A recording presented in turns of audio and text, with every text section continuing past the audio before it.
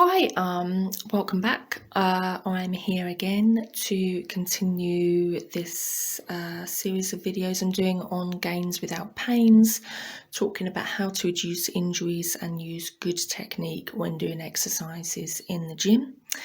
Today I'm going to be talking about the leg press. As I've said on the other videos, if you've seen them, I am not a personal trainer. Okay, so if you are starting out at the gym, if you are returning after injury, do consult with a personal trainer to get their advice as well.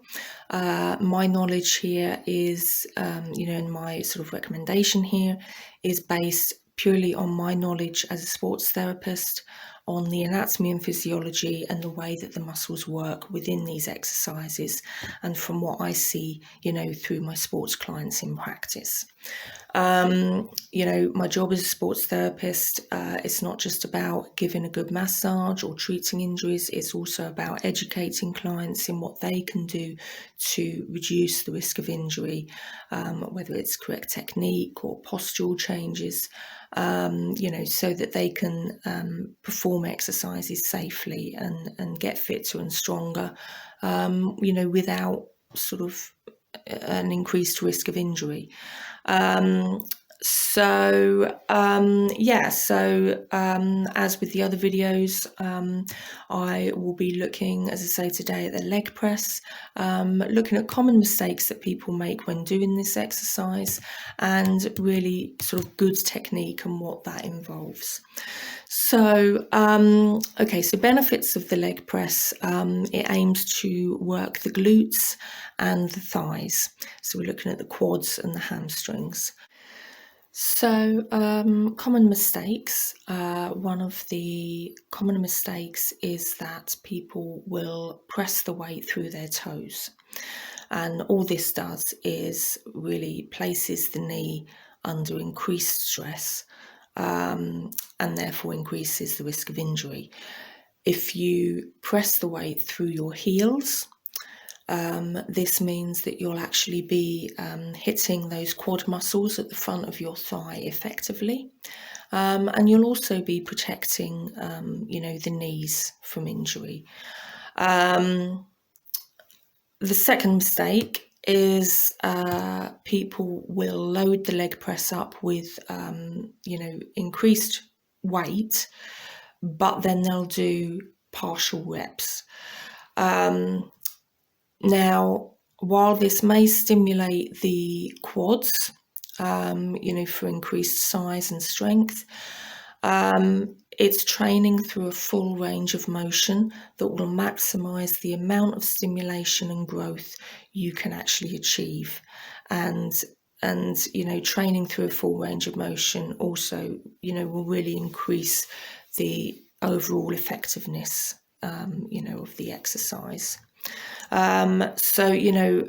Just be careful about how quickly you push the weight up, just to really make sure that you've got good technique, and you're doing plenty of reps before you, take the weight up a little bit.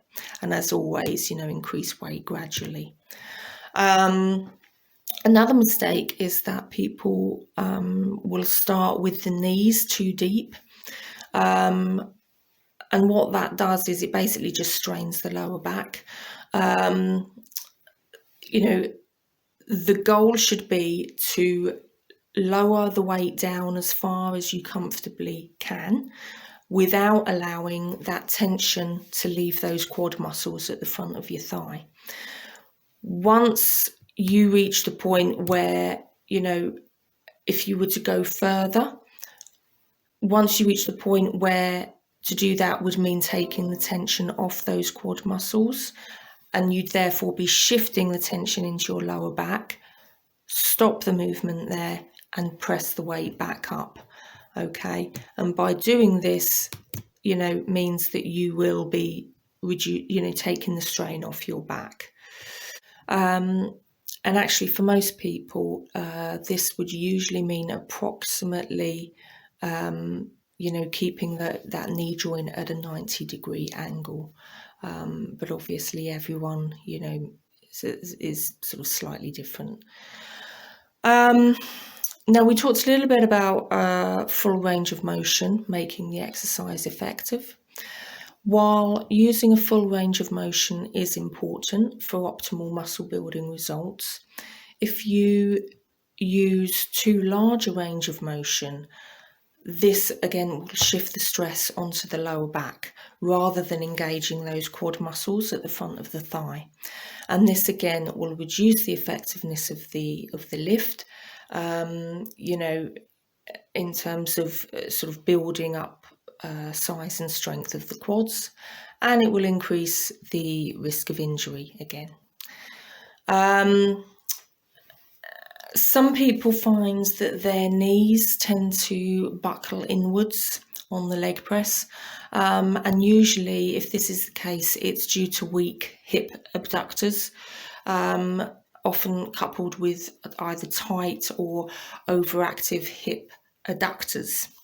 So we're talking, about the adductor muscles, which are on the inner thigh going up into the groin, and the hip abductors. We're talking about going up in towards the, the glute medius. If both of these groups of muscles are weak or tight, this again can mean that you have increased stress on the knee, the hip, and also again the lower back. So yeah, just watching the position of those knees is important. Another common mistake is that people will place the feet too high up on the leg platform.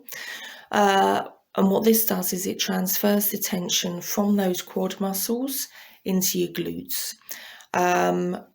Placing the feet too low increases the stress on the knee, and then reduces your ability to push through your heels. So you've got to really make sure that you get that foot position just right. And again, talking to a personal trainer before you start, to get the, really correct advice for you, is well worth doing.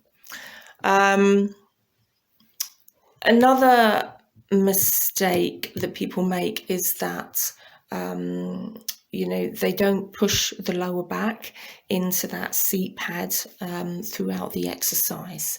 By pushing the back into this pad, you're actually going to minimize the stress on your lower back, and you're also going to prevent it from rounding over. And therefore you will increase the amount of force you can generate with your quad muscles by giving your body something to press against.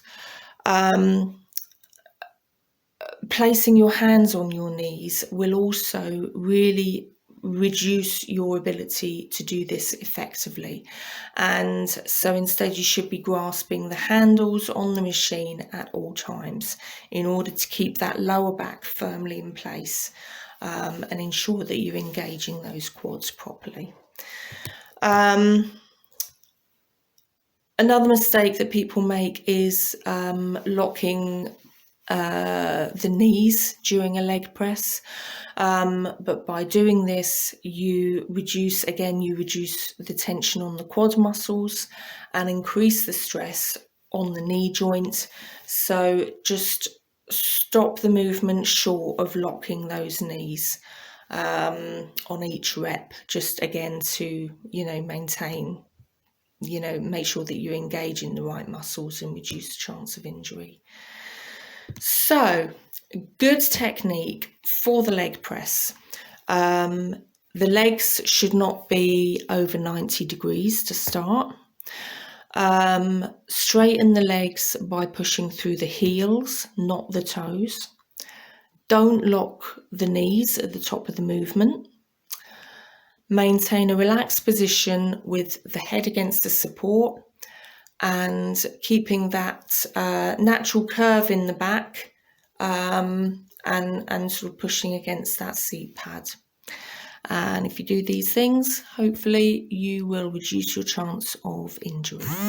So that's all for me on the leg press. Again, keep your eye out. There will be more of these gains without pains videos coming. I will be talking about the bench press next. Keep your eyes open, subscribe to my channel. You'll be informed when these come out. Contact me through Facebook or Instagram. But for now, that's all from me. So I'll see you next time. Bye.